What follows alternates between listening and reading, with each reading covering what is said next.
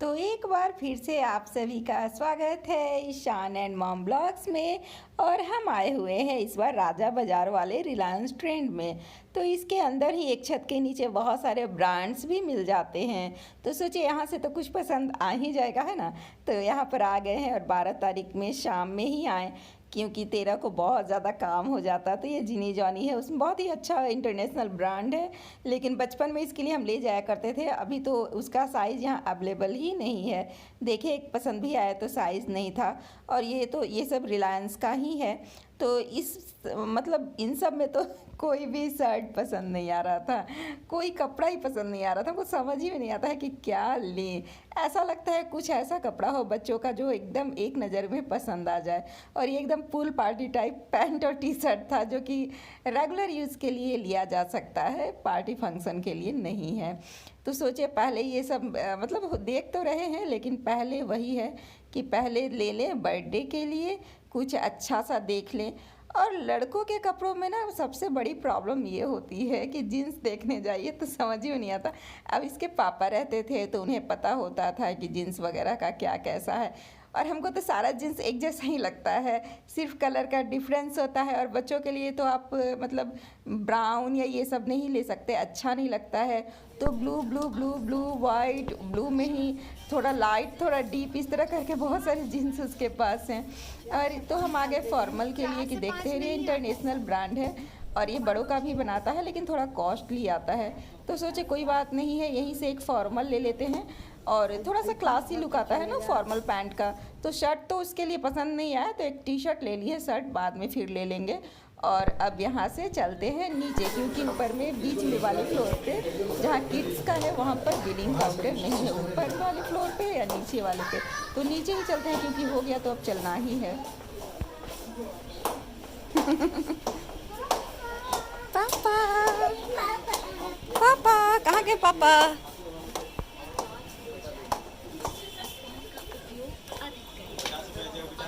तो हम नीचे उतरते उतरते थोड़ा सा सोचे कि कुर्ता कुर्ती देखते चलें, क्योंकि ऐसा हो नहीं सकता लेना हो न लेना हो, हम लोग गुजरे और ये सब न देखें, हमारी ड्रेसेस कहीं लगी हों और हम एक बार पलट के ना देखें। तो ये तो हमारा अधिकार है। तो खैर ऐसा नहीं है, बहुत कॉम्प्रोमाइज़ करके चलना है ईशान के लिए। ईशान के सपने पूरे करने हैं, उसकी ज़रूरतें पूरी करनी है। तो बस अपने लिए कुछ नहीं लेना, चलते हैं बिलिंग काउंटर पर और करवाते हैं बिलिंग और निकलते हैं घर। घर से निकले थे 5:30 में और 7 बजने वाले हैं। और घर में पता है माँ बहुत परेशान हो रही होंगी। तो कोई नहीं, आधे घंटे भी नहीं लगेंगे जाने में, क्योंकि ऑटो दो, हाँ ये है कि 2 बार ऑटो चेंज करना पड़ेगा घर तक जाने में, क्योंकि दूर पड़ता है ना राजा बाज़ार वाला एरिया। तो हम निकल गए हैं और थोड़ा सा पैदल चलना पड़ेगा, क्योंकि यहाँ तक नहीं आता, मतलब इधर के लिए हम नहीं लिए थे। और थोड़ा आगे चल के तब कोने से मतलब हम ऐसे बोल रहे हैं जैसे आप लोग को मालूम हो। तो खैर राजा बाज़ार आने का एक मेन रीज़न ये था, क्योंकि इधर बहुत सारे ब्रांड्स के शोरूम हैं, तो मिल जाता है कपड़ा। अगर वहाँ नहीं मिलता तो कहीं और देख लेते। और हमारे लिए भी जैसे ऑरेलिया, फैब इंडिया, ये सब भी इधर है, बीबा का भी है। तो बहुत सारे ब्रांड्स हैं, नेशनल इंटरनेशनल सब तरह के ब्रांड्स अवेलेबल हैं। और अच्छा मार्केट है, राजा बाज़ार वाले एरिया में बहुत ही अच्छा मार्केट है। और ये मॉल्स वगैरह भी हैं इधर, इसका भी था। हम नाम ही भूल जाते हैं, पैंटालून का भी था उधर। और रिलायंस ट्रेंड भी है और बहुत सारे ब्रांड्स भी हैं। अब इधर देखिए अमेरिकन टूरिस्टर है, आदित्य विजन है। तो ये सब कपड़े का तो नहीं है, लेकिन आप लोग को दिखाते चल रहे हैं। इलेक्ट्रॉनिक्स के लिए बहुत ही जाना माना नाम है हमारे पटना का, आदित्य विजन। हमारे घर भी बहुत सारे इलेक्ट्रॉनिक्स अप्लायंसेज आए हैं यहाँ से। और एलिया है जो हमारे ड्रेसेस के लिए बहुत फेमस है ना। इधर पैंटालून था अपोजिट साइड में।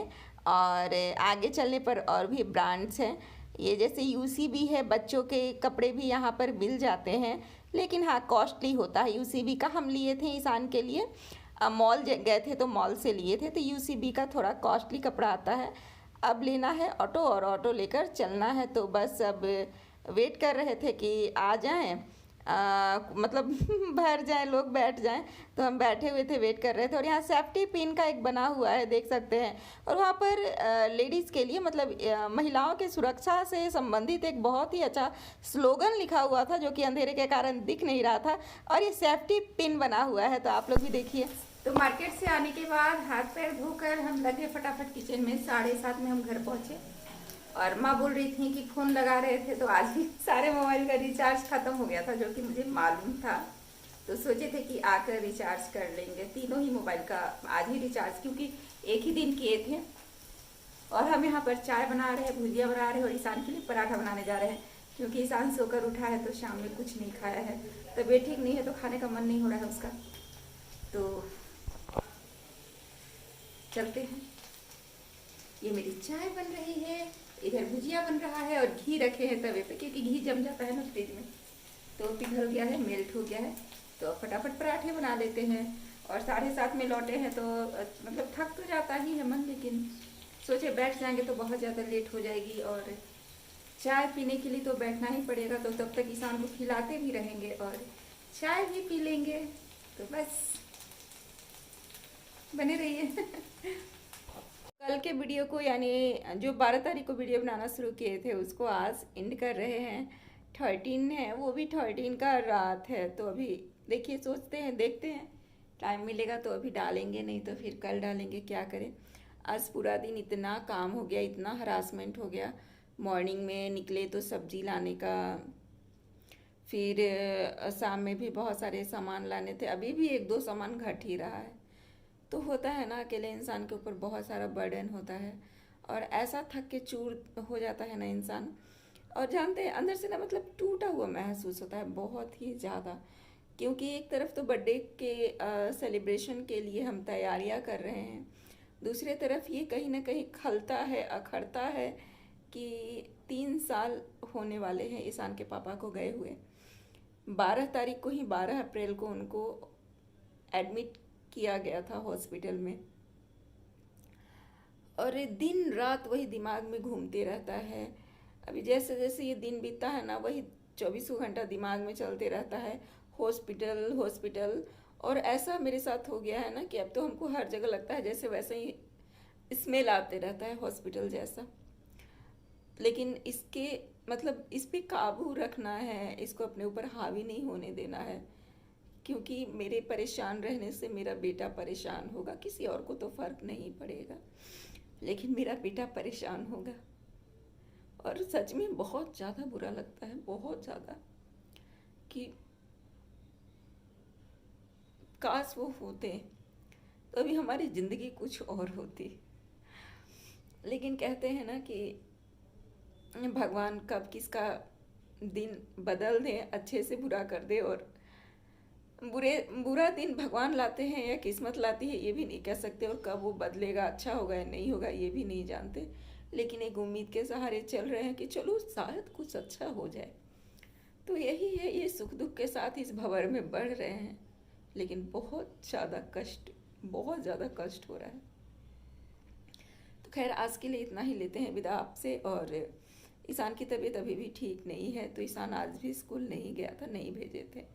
ऐसा लग रहा है जैसे लू का कुछ असर हो गया है, तो देखते हैं, तो उसको ले जाकर डॉक्टर से दिखा ही देंगे।